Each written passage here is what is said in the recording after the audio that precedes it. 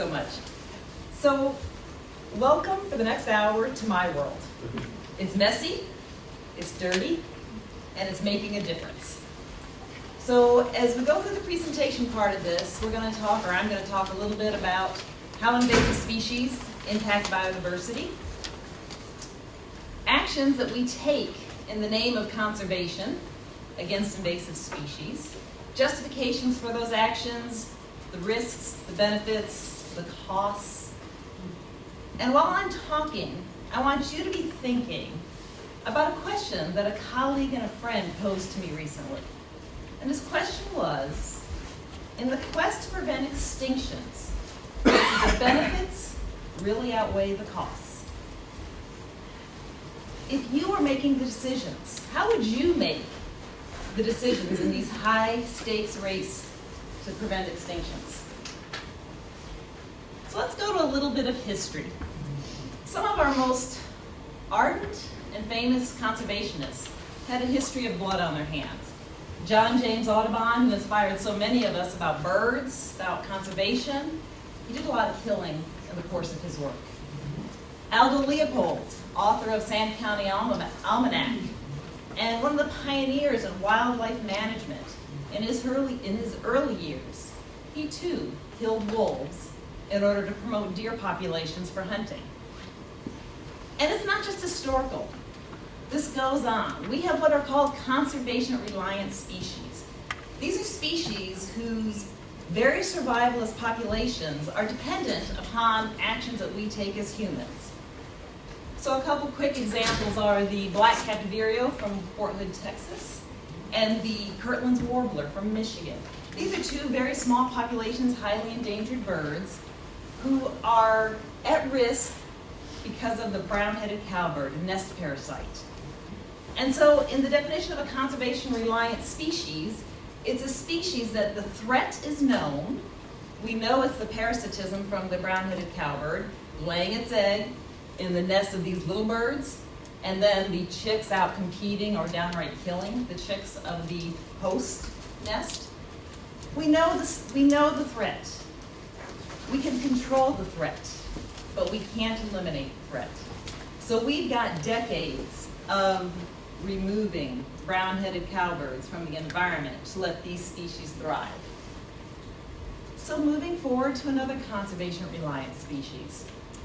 On the left is the northern spotted owl. Most people of adult age have heard of this bird. It's in the northwest Pacific part of the country. And it's been the center of controversy, center of conflict between industry, timber, and conservationists. A while back, we figured out that one of its biggest threats, or one of the most current threats right now, is its cousin, the barred owl, whose range is expanding into the spotted owl's territory. Now, this gives us a little bit of pause. The spotted owl, both species actually aggressively defend their territory. But the spotted owl is a lot smaller. It's substantially smaller. It has a more specific diet. It has more specific nesting, so it's a little less of a generalist. And quite frankly, it's the little cousin that can't outbeat its bigger one. And so through competition, through even predation, the barred owl is putting incredible pressure on the spotted owl where the two are intersecting. So what do we do about this? Well, a number of years ago, the Fish and Wildlife Service started a pilot project to say, well, what happens? Is it feasible? Is it economical? And is it effective to control the barred owl in the quest to prevent the extinction of the spotted owl? And so they did some little pilot spots and looked at it and removed a certain number of barred owls. And they found out that yes, it is feasible, it's economical, and it's effective. The spotted owls returned very quickly to breeding territories where the barred owls were no longer in their way. And of course, what is removal? They were shot. Now, that's not something that a lot of people can stomach, is the shooting of a native species barred owl. It's a very difficult thing. And not only that, but it's not something that can be once and done. If they decide to go down this path and continue this is going to have to be done in eternity or until another answer comes. And so can we stomach the shooting of thousands of barred owls in order to protect the spotted owl from extinction? And if we don't, if we can't, are we willing to let the spotted owl go extinct? Well, sometimes it starts coming into values. And one of the questions that's often asked is the barred owl even an invasive species, and what is the human culpability? So for some of us, it only matters that the spotted owl is going to go extinct, and we will do anything to stop that. And others will say the value system is, well, if this is nature taking its course, then we need to step back and let it happen. So for some people, the value system is complicity. And it's not totally clear. However, we do know that barred owls used to only be in the eastern part of the continent, the North American continent. And with the arrival of European settlers and the change of landscape, they have moved into the western part where they've come in conflict with the spotted owl. So human complicity, we kind of paved the way, maybe, we don't know for sure, for the barred owl to move. And we also put the spotted owl under pressure because of habitat change and logging and changes there. So it's muddy. Let's make it easier. Let's go to our next case study, rats. Okay, they're a little bit easier to talk about removing than barred owls, right? Okay, so we're going to look at rats that have been introduced into island ecosystems around the world. These are clearly invasive species. Invasive species can arrive in any number of ways. Invasive species can be intentionally introduced. We'd never do that, would we? Think of all the invasive plants, invasive food sources, all the animals and plants we've moved around the world. They can be unintentionally introduced, which are rodents, or they could be expanding range, as were the barred owls. So there's a lot of ways they can get to the ecosystem that they don't belong in. So let's look at islands. Islands are really, really unique ecosystems, and they have really, really unique species. Not necessarily wide biodiversity, but what's there is really unique. Islands make up less than 5% of the landmass on this globe, yet they hold 40% of the endangered species. That's disproportional. And 80% of contemporary extinctions in the past since 1500 have happened on islands. And a lot of this is because invasive rodents have been introduced to islands. Invasive rodents were introduced back in the 1700s through seafarers, explorers, sailing ships, and continue to be introduced through ships moving around the world. They also have had huge impacts. 50% of global seabird extinctions are attributed to invasive rodents around the world. These are contemporary extinctions. 11 extinctions of insular, that would be island-based small mammals, are attributed to rodents. So invasive rodents are cited as a huge cause of extinctions on islands, which we just said bear more than their share of extinctions. So how do invasives impact island species? Well, the first thing is quite simply direct predation. There's 4 species of rodents that have been introduced: the black rat, the Norway rat, the Kior, and the house mouse. And these are omnivores. They'll eat anything, they change anything, and they're fairly good predators. They will eat chicks, they will eat eggs, sometimes they'll even eat adults. They change habitat. In this situation, on the lower left here is a Pinzon giant tortoise, which is one of the species of giant tortoises in the Galapagos Islands. And there's some debate. This was listed as extinct in the wild. Well, there were still tortoises in the wild. However, they had not had recruitment. They hadn't had eggs hatched and young lived reproductive age documented in 150 years because of rodents on the island of Pinzon. Now, the good news is tortoises live a really long time. The bad news is no recruitment leads to extinction. The Tristan albatross over here is a pelagic bird that breeds almost totally on one island in the South Pacific. And I'm going to spare you the video. I have the video for anybody that wants to see it later. But if you look at this picture, this is an albatross chick with a nest cam in the burrow. And those are little house mice. And some people have seen this video before. I see the shaking of their head. And this documents in this video, and you can find it on YouTube too, these house mice literally eat this chick to death while the chick just sits there. Because these seabirds have evolved with no natural mechanisms for reacting to predation or protecting themselves. So, direct predation is a huge way that rodents impact island species. They can also, invasives, not just rodents, but invasives can do habitat alteration. This is actually invasive goats that were introduced. This is an exclusion fence. Can you see what happens where the goats aren't allowed and where the goats are? Well, there's herbivores, native herbivores on this island. This happens to be one that actually has tortoises, giant tortoises, as native herbivores. And if you're a native herbivore and goats are introduced to your island, do you have anything left to eat? Not much. So that's another way that invasives can impact. And then a couple of indirect, they can also spread disease, parasitism, diseases in insects can be invasive also.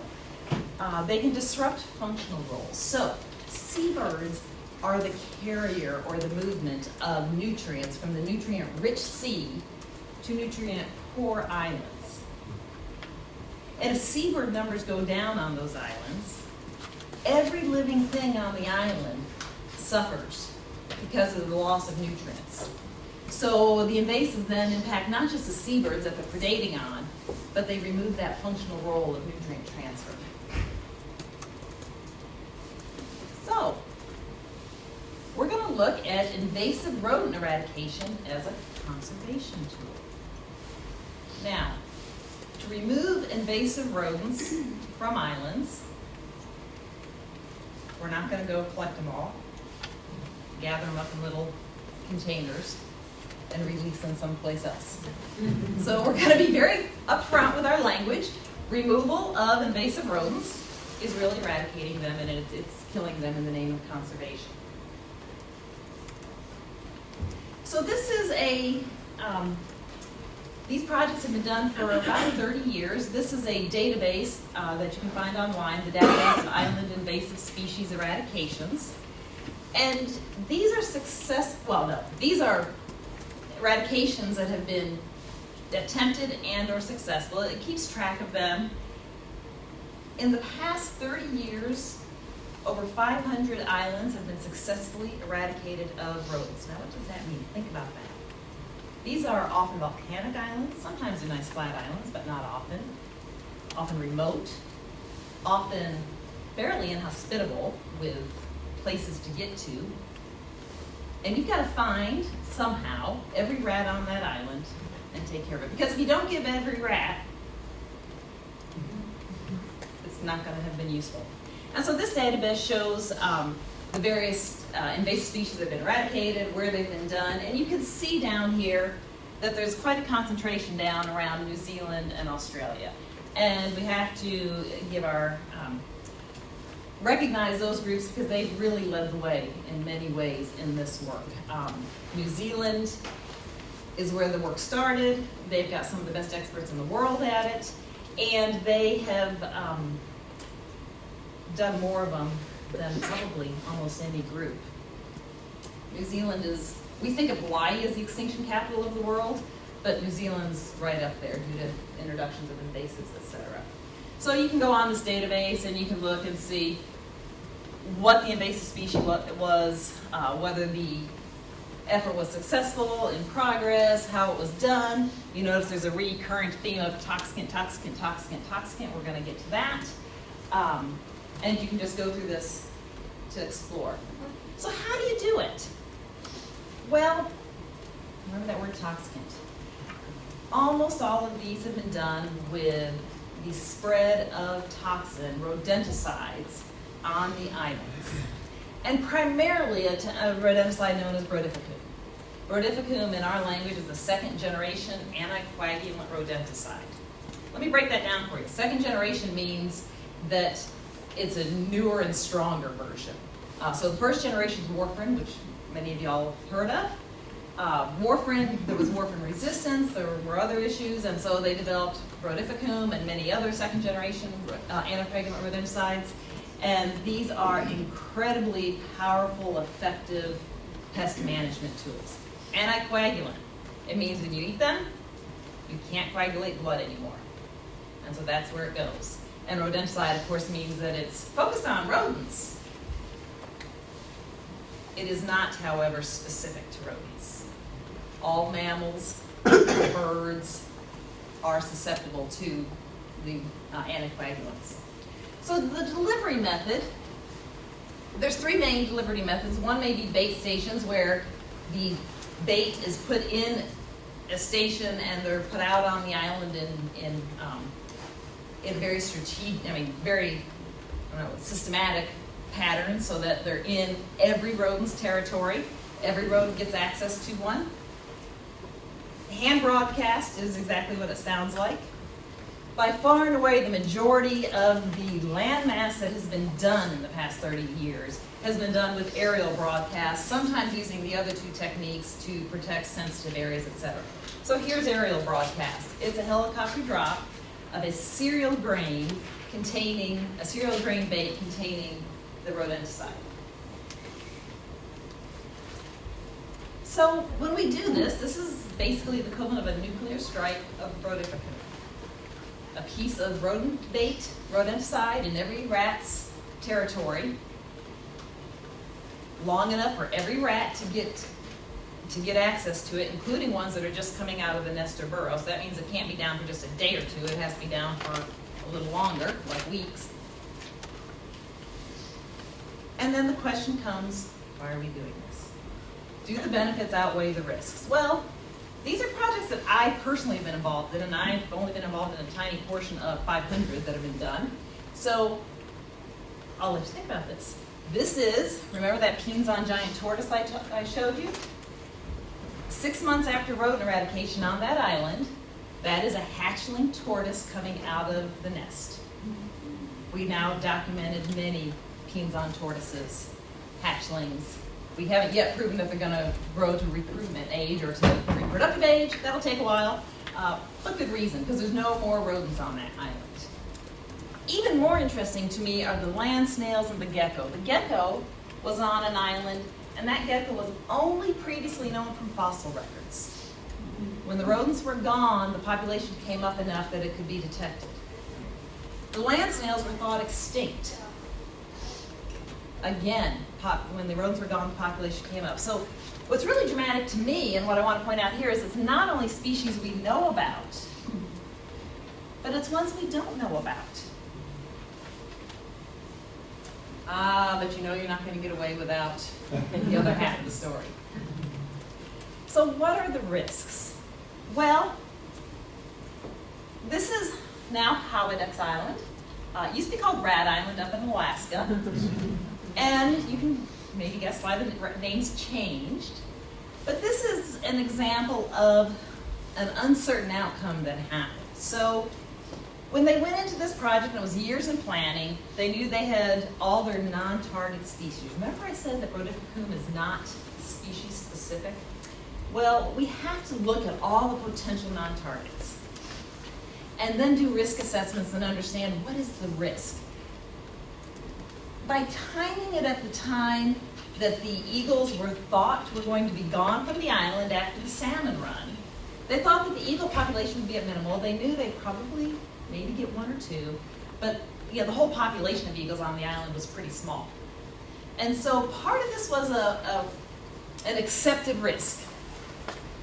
But what happened was far beyond what anybody expected. What happened was, the eagles might have been gone when the bait drop happened, but glaucous-winged gulls came in and ate the bait, and they died. And when they died, eagles are wonderful scavengers. And the island acted as a sink for the eagles to come back to. And so 46 bald eagles were found dead the next spring from rodenticide toxicity. And 300 and some odd glaucous-winged gulls. That's maybe not all, we don't know. However, 5 years later, the island's ecosystem has totally rebounded for its seabird population. So, was it worth it? I think the thing I want you to hang on to here is they didn't know it was going to happen. It wasn't predictable, or maybe it was predictable, but it wasn't predicted. The other one is the Stewart Island robin. This is down in New Zealand, and this is a bird that immense amounts of effort have gone into protecting this critically endangered species. Rodents were introduced to Stewart Island back in the 1900s. The population's under pressure, it's critically endangered. They did a rodent eradication on a tiny island near Stewart Island called Uva Island. And then they took these very carefully reintroduced birds and established them on this island in late 1990s, 1996 or so. Great. One of the nice things about this is because this was such a highly managed population, they were monitoring, watching very, very carefully. The amount of follow-up varies. So, unfortunately, they found an occasional rodent, and eventually by 2011, rodents have reestablished on this island. Now we've got a critically endangered population of robins, very small one, that's been put there intentionally, and so they went ahead and did another eradication on the island.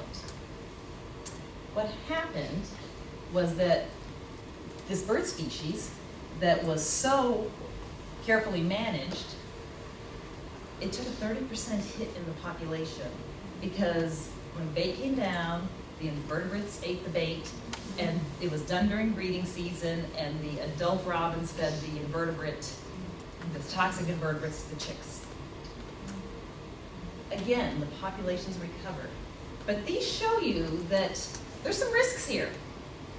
And one of the challenges is the way we justify this work is we're going to work in those islands that have the most critically endangered species, because that's where we can justify using a tool like Rotificum. However, it's those very islands that we're then at most risk that one of these days we're going to push somebody over the edge, the very species that perhaps we were looking to protect. So how do we move forward in this messy area? What do we do?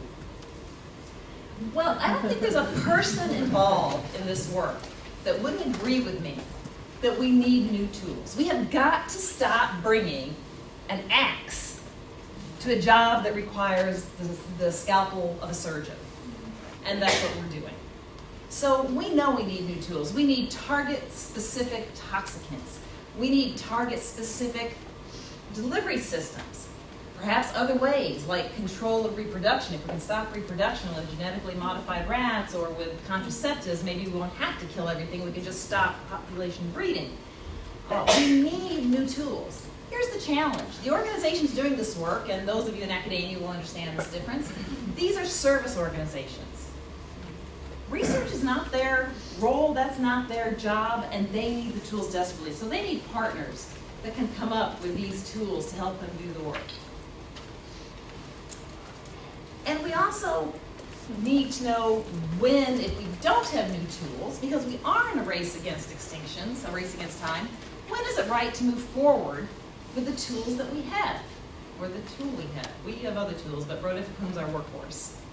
And so there have been a number of authors that have suggested this, and I think it's going to be very easily understood in the academic audience here, and that is the concept of let's look to a model to make ethical decisions that is well established. We don't have any regulations on the welfare aspects of pest management, okay? But where we do have lots of regulations, guidelines, and policies is in the use of animals for lab animal research. I'll be the first to admit, I, like many of you, have probably rolled my eyes when I got that email from IACUC. It can be vexing.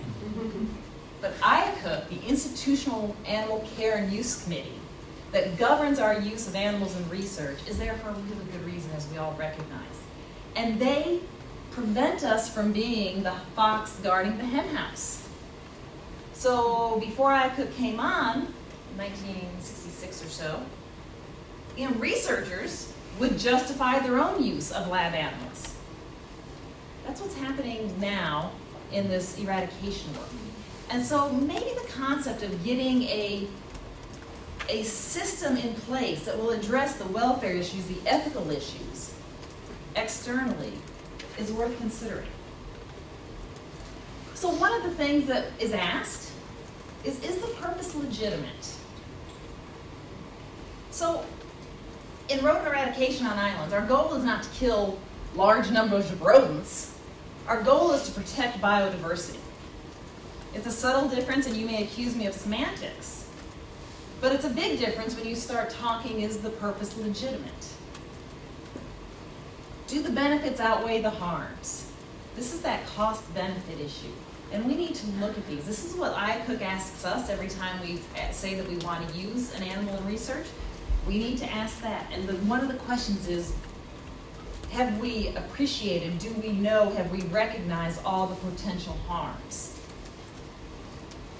And how can harms be minimized? iCook asks us to refine, reduce, and replace our use of lab animals. Well, refinement would be to find tools, to find ways to cause less harm, less suffering, less loss of animal welfare in any of the 5 domains of animal welfare. Reduction of numbers, well, we want to kill them all, right? So that doesn't make much sense. But actually, we need to really, really focus, and everybody working in this area knows that there's a huge effort on reducing non-targets, those animals that might be in the way. This is getting harder and harder as islands that we're attempting are getting larger and larger. And so I bring this up because it might have been a little easier back when we were dealing with little 10-hectare islands, but we're getting into places and we're doing things that are bigger, some of them human inhabited, and more species involved. And then here's the other piece, and that's responsibility, accountability. We do have organizational and individual accountability for our use of animals in research, of the welfare and ethical use of those animals. So, assessing the humane methods. Look back to our 2 examples. Brodificum, anticoagulant rodenticide, versus being shot. When it comes to animal welfare and understanding pain, stress, distress, I'm going to tell you that being shot is a much better system. It's also much less likely to have non-targets as long as our shooters are well trained to distinguish between barred and spotted owls.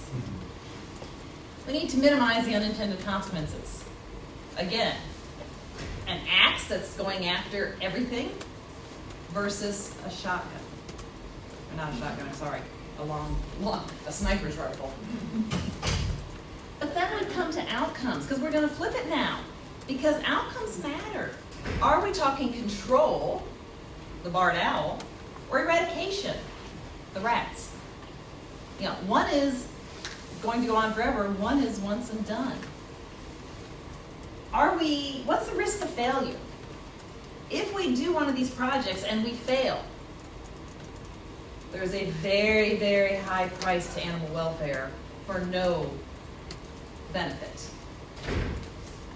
What are the impacts of or possibilities of unintended or perverse outcomes? That can go probably worse on the rodenticides. There's also the question of capacity for reinvasion. That goes back with our project failure.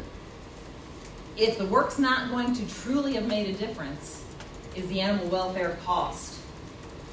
Can it be justified? So what does it take to move forward with the tools we have? I live in a very gray world. We scientists want to run the numbers. We want to do a cost-benefit analysis, a gap analysis, figure out the information we need, go get that information, run a model, come up with a number. It says go, no go. That's not the world we live in. Again, as we get into these bigger islands, value systems differ. Some people look at animals, wildlife, for their individual component. Some only look at them as an instrument or useful to humans. Some people are looking at ecosystems. Some people are looking at remediation of human complicity in efforts that we've done. There's values, there's ethics, there's a lot of stakeholders. As we get into inhabited islands, we have agriculture, we have humans, we have water supplies. It's getting bigger and it's getting messier, and it is not going to be as simple as just running numbers. We have to have everybody at the table, we have to be talking about everybody. And then we're going to get back to this uncertain outcomes. We have got to get really comfortable and understanding of what these outcomes mean to us. So we looked at the owl rodent and saw very different models, very different outcomes. But what I'm going to go into next is that it's even more granular than that. When we look at islands, every island is different. In the medical language, which is my background in history, every island, every patient is an N of 1. We know that tropical islands have failures at a higher rate than temperate islands. Every island's different. It's an art and a science. In human medicine and in animal medicine, we have protocols, we have ways that we approach things and diagnose and treat things, and we know that uncertain outcomes are always right around the corner. We have that same situation here.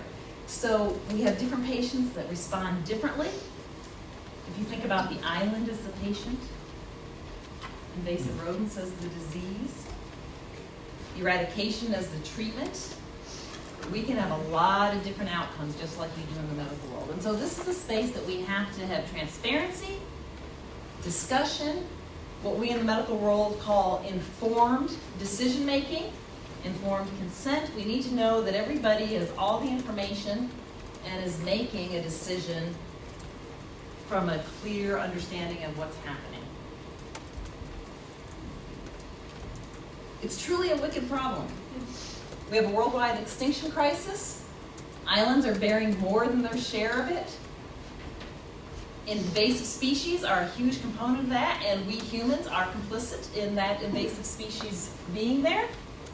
And so one of my favorite quotes of all time is, "It's often necessary to make a decision on the basis of knowledge sufficient for action, but insufficient to satisfy the intellect."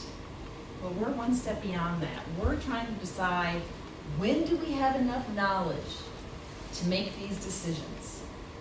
When do we have enough knowledge to actually make these projects go forward?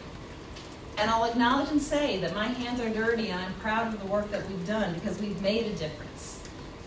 So I'm not up here saying that we have to stop. I mean, we need to understand that this is a really, really messy, dirty world. And things are changing as we change to different size islands and as we continue down this path. And so with that, I'll say thank you for coming. Recognize the staff, volunteers, donors of the Raptor Center who support this work that we do, the partners, Island Conservation, the Galapagos National Park that I have the privilege of working with, and all the many colleagues who contributed pieces to this presentation. And if you want my references, I can give them to you because you can't read them there. Thank you.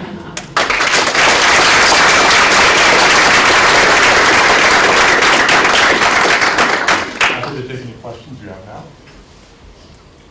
In the slide before the slide about losing the species, there was one, I think in the Galapagos, did you lose any other species when you did the radar allocation? And not, I mean, a number of, not species, but a number of animals?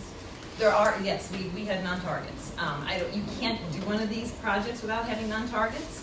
And we had non-targets both in the animals that were just out there that were on the island after the project was done. We also had deaths in some of the ones that we were specifically there to protect. Did they all stop?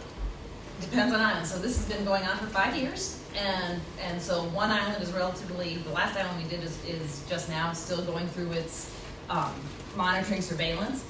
It's bouncing back. I can't tell you for sure that everything's bounced back. History would say it would, because the others have, and I'm also going to tell you that one of these days we're going to have one that doesn't. Can you comment a little bit on the emphasis in conservation for species that are direct human benefit, like bees for agriculture, for example, versus where we have, I guess, a moral or right. So that's a really good question, because that goes to this hierarchical thing. We'd like to say that we're just very inclusive and we're going to protect all species. We have charismatic species. We have species that clearly benefit us. We have species that we don't know benefit us. That's always my question, is those ones that show up that, oh, we didn't even know we didn't know. So I would say that there is in society a hierarchy that ones that benefit us take a higher priority. There's limited resources. There are resources, and then some things are higher, lower resources to be applied. Sometimes it's knowledge versus lack of knowledge. But I definitely put a slightly higher value on things that we need in order to feed the world. However, it has to be in context of what else is happening.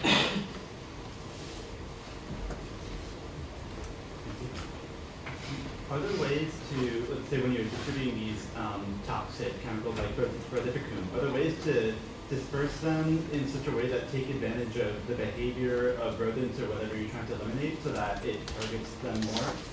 Yes, so for instance, bait stations, when they place bait stations, those would be a little bit more of a targeted delivery system, and there's also some targeted delivery systems that are in development. And those are placed based on the rodent behavior and also constructed so that the rodent access only. It gets really hard to place bait stations on a 10,000 hectare island that's volcanic they have to be placed so close together. So it's a feasibility as well as an efficacy. Did that answer your question? Yeah. We need more of those ways, though. We need to be able to target species. I have a quick question for you too, actually, from the list here. The next, so in most of the examples, it was pretty clear what was and wasn't an invasive species for the most part. But I was sitting there wondering, as the climate changes and as traditional ranges change, how do you determine, is that making this so much more complicated, determining what is and isn't invasive? Absolutely. So an invasive species is one that is in an ecosystem having impact that it's not supposed to be in. And as I said, they can arrive from a number of reasons or ways, and it is clearly part of human value system for some people, or value system for some people, that it matters how or why they arrive. And they are going to arrive differently. We don't know how. I don't have that model that can predict who's going to be where, but it will change as climate changes, where species are. There will be conflicts. And by the way, wildlife conflicts are almost always human-human conflicts, as opposed to human-wildlife conflicts, most of them. So it's ethics, it's values, it's having people talking. So this follows on that a little bit. Could you talk about how you prioritize the islands that you work on? Yes and no. So I can't tell you how I prioritize because I don't. I prioritize when I'm invited because of my expertise in raptors and in protecting endemic species. So that's how I prioritize. But I do know, and this goes back to something I said earlier, that one of the priorities is, since we have such a crude tool, let's use it on islands that have the most, where we can have the most impact. The low-hanging fruit. That means critically endangered species. So you can go through the IUCN Red List and find the islands that have the most critically endangered species, and those are the ones that are being targeted. The challenge, as I said earlier, is if that's where you're working, you better be prepared that one of these days there might be an outcome that you're not wanting. I'm going to grab an online question here. Joseph is wondering, are there any success stories of eradication of invasive species on the mainland that you've been involved with? Not that I've been involved with. Okay. And eradications on mainland are very difficult for a lot of reasons. They tend to be more control type situations. Maybe is there an example you can point to that you haven't been involved with that's a I was trying to successful think in model? my mind really fast, and I don't come up with one immediately.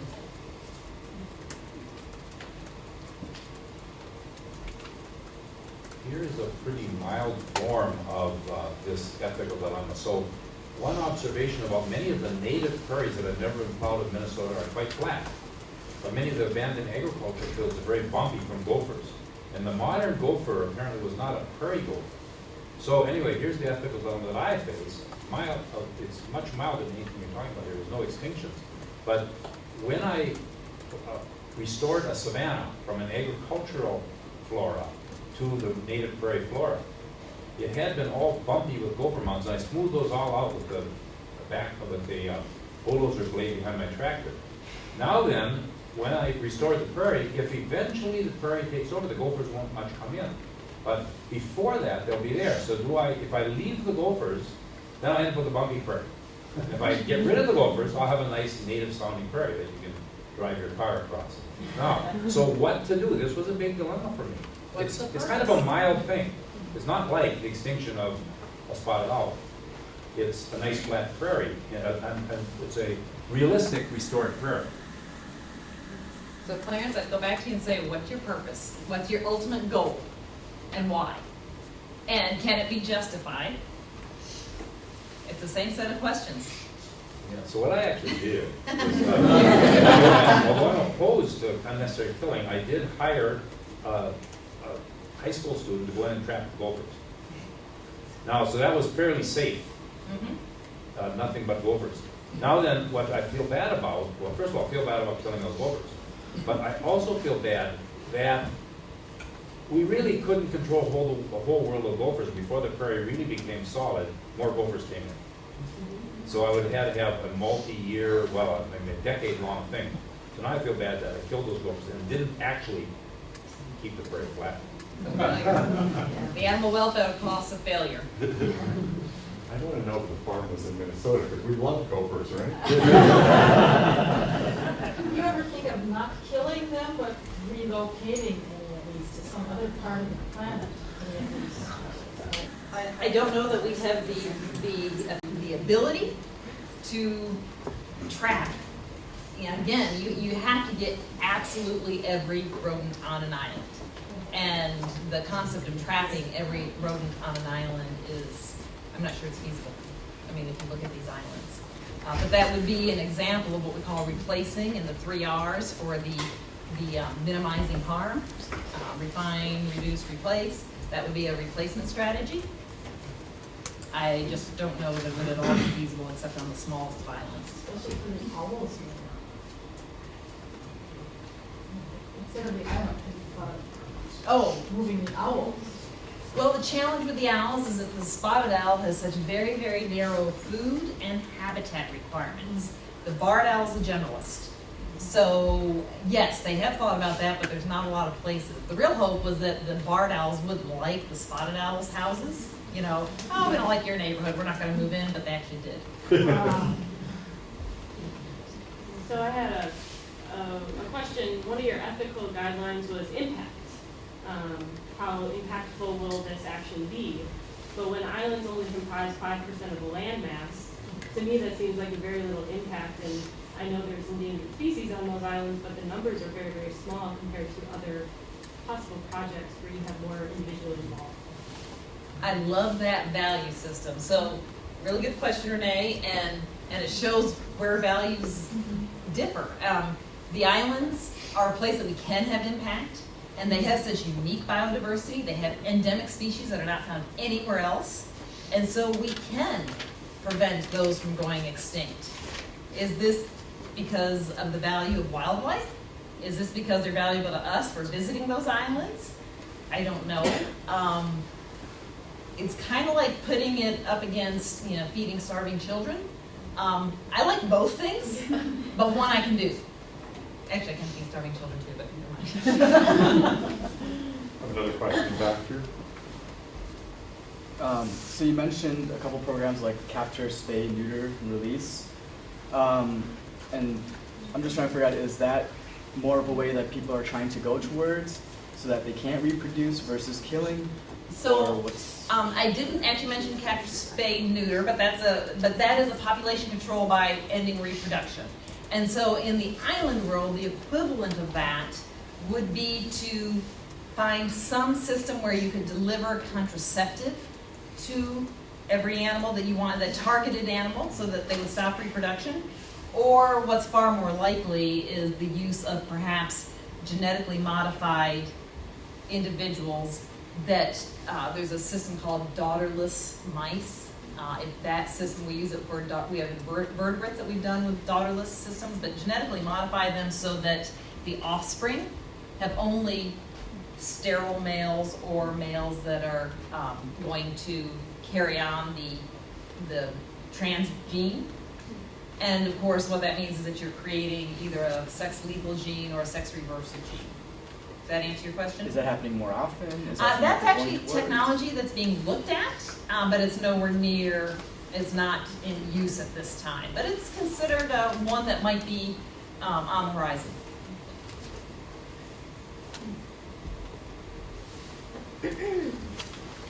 Thanks, you raised a lot of really interesting questions. And I like the fact that you emphasized values. And I guess my question for you is, whose values? I mean, like when you authorize one of these programs, who is it that's authorizing it, and on what grounds? That's a really good question. Whose values, who's also? So one thing I didn't say earlier is one thing is also what's the risk and whose risk is it? So in general, ultimately these islands typically belong to some country, and therefore the wildlife, even if they might range all over the globe, as seabirds do, they on that island they belong to that country. That's a very value-laden statement in and of itself. So it's not always clear whose values.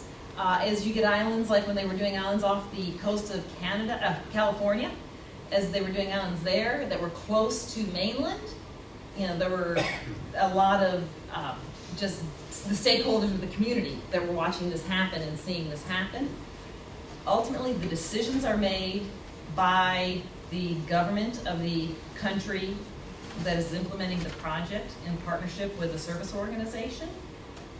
But again, there is a little bit of,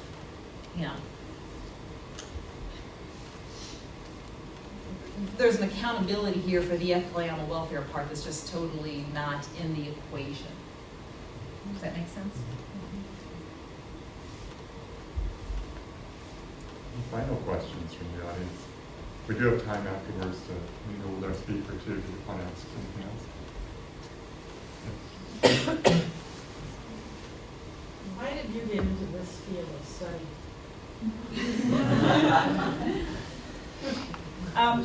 I got in initially because I knew I could make a difference with what they specifically asked me to do, which very early on was protecting an endemic species of hawk for a project. And I knew that we had the skill set and the ability to do that. As I continued in the work, it's always that same N of one. If I feel like I can make a difference, I'm kind of on the easier side that I'm on protecting the endemics.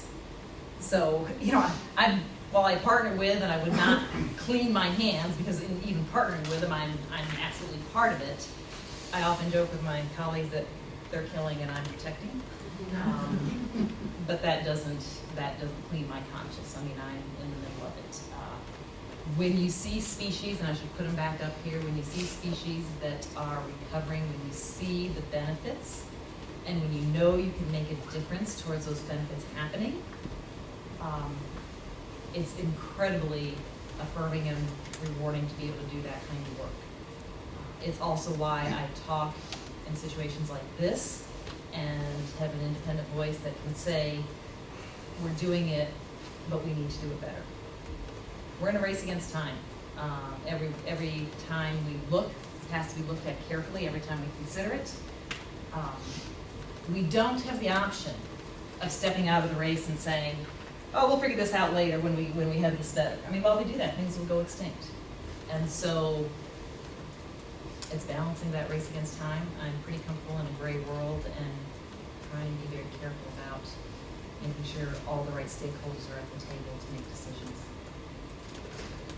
We'd like to hear our speakers the last word of the Frontiers Environment session. So maybe the last thing for you to just think about, or maybe answer for the audience here is, where is this work and research going, maybe for you personally, or if you want to speak just more broadly about what's next, what's on the horizon for the topics we've covered today?